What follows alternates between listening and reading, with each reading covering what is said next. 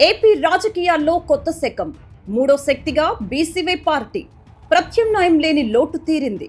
వర్గాల ఏకీకరణ, రామచంద్ర యాదవ్ వ్యూహం. పార్టీల అధిష్టానాల వెన్నులో వణుకు. రాష్ట్రంలో మరో రాజకీయ పార్టీ అవసరం ఉంది. ఇది ఎవరో అన్న మాట కాదు, సీనియర్ రాజకీయ నాయకులు సైతం ఒప్పుకుంటున్న పచ్చి నిజం. ఈ మధ్యే వైసీపీ మాజీ ఎంపీ విజయసాయిరెడ్డి సైతం ఇదే మాట అన్నారు. దశాబ్దాలుగా ఏపీ ప్రజలు ఒక పార్టీ కాకపోతే మరో పార్టీ అన్నట్లుగా కేవలం రెండు ఆప్షన్ల మధ్య నలిగిపోయారు. కానీ ఇప్పుడు కాలం మారింది.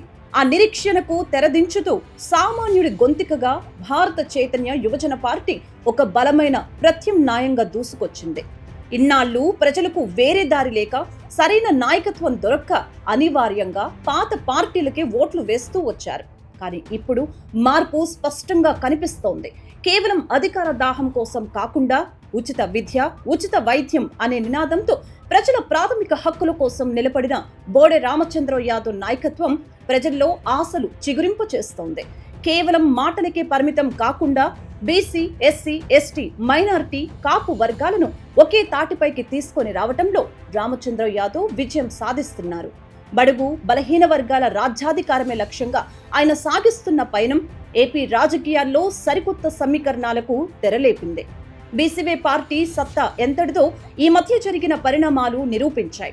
స్వయంగా సీఎం చంద్రబాబు తన పుట్టినరోజున చేసిన ట్వీట్ బీసీవై పార్టీ ఎదుగుదలను గుర్తించటమే.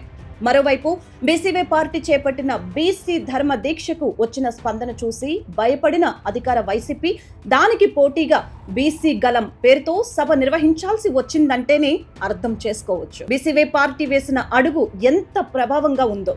ప్రత్యామ్నాయం రావాలి అని కోరుకున్న రోజులు రానే వచ్చాయి. ఇప్పుడు ప్రత్యామ్నాయం వచ్చేసింది. మూడో శక్తిగా బీసీవై పార్టీ ప్రజల ముందు నిలబడింది. వ్యవస్థలో మార్పు రావాలన్నా, కార్పొరేట్ దోపిడీ అంతం కావాలన్నా ఇప్పుడు బంతి ప్రజల కోర్టులోనే ఉంది. తమ భవిష్యత్తు కోసం, తమ పిల్లల చదువుల కోసం ఈ సరికొత్త రాజకీయ శక్తిని గెలిపించుకోవాల్సిన బాధ్యత ఇక రాష్ట్ర ప్రజలది.